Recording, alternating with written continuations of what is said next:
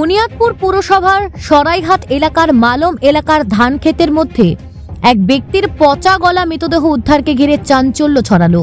শুক্রবার বিকেলে এলাকার এক ব্যক্তি তার ধান খেতে গেলে পচা গলা মৃতদেহ দেখতে পায়। পরবর্তীতে এলাকার লোকজনকে জানালে বংশীহারি থানায় পুলিশকে খবর দেওয়া হয়। পুলিশের মৃতদেহ উদ্ধারের পাশাপাশি ঘটনার তদন্ত শুরু করেছে। পুলিশ সূত্রে জানা গেছে, ওই পচা গলা মৃতদেহ 7 থেকে 8 দিন আগে হওয়ার জন্য মৃতদেহ থেকে দুর্গন্ধ বের হতে শুরু করেছে। শনিবার দুপুরে দক্ষিণ দিনাজপুর জেলার পুলিশ প্রশাসনের পক্ষ থেকে মৃতদেহ নিয়ে যাওয়া হয় বালুরঘাট জেলা হাসপাতালে ময়না তদন্তের জন্য।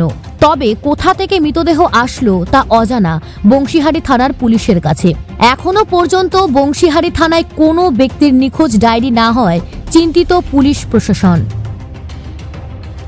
বুনিয়াদপুর থেকে শান্তনু মিশ্রের প্রতিবেদন, নিউজ টুডে।